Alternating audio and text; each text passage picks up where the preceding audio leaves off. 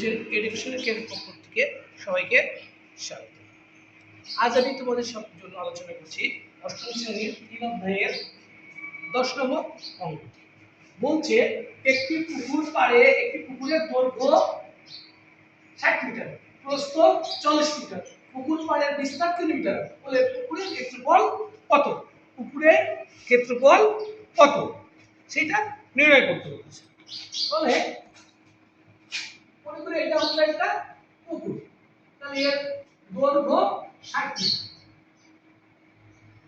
প্রস্থ 40 মিটার। এরপরে একটা পাড় আছে যেটা বিস্তার হচ্ছে 3 মিটার, 3 মিটার,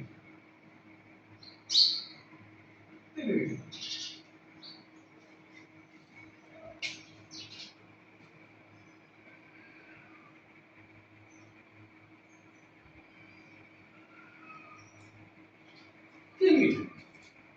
তাহলে আমরা আগে লিখি যেটা একটা আয়তাকার ক্ষেত্র, তাহলে প্রথমে আমরা লিখি আয়তাকার ক্ষেত্রের ক্ষেত্রফল আমরা জানি, ক্ষেত্রফলের সূত্র জানি দৈর্ঘ্য গুণ প্রস্থ।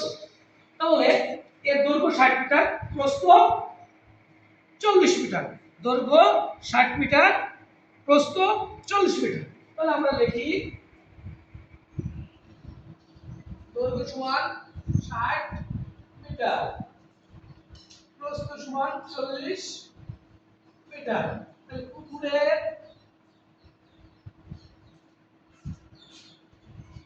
ক্ষেত্রফল সমান 60 গুণ 40,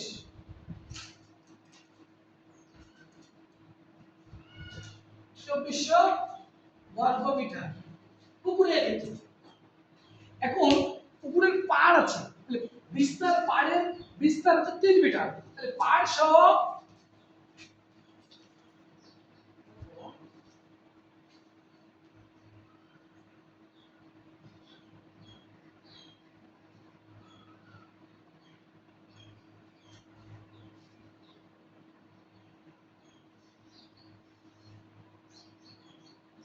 ষাট যোগ দৈর্ঘ্য এই 3 মিটার আর এই 3 মিটার, তাহলে 3 আর 3 6 মিটার।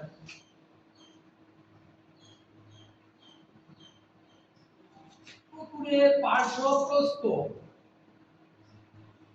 40 গুণ 3 আর 3 6 মিটার। পার্শ্ব দৈর্ঘ্য হচ্ছে 66, প্রস্থ হচ্ছে 40, তাহলে পার্শ্ব ক্ষেত্রফল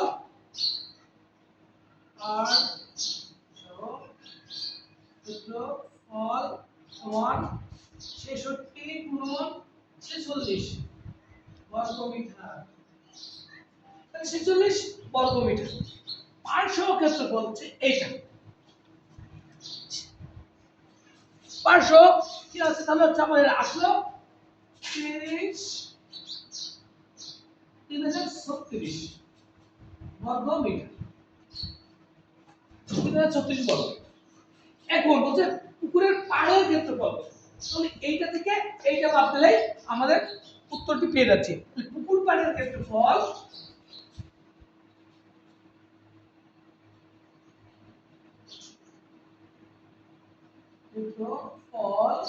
সমান বিয়োগ করলে যেটা আছে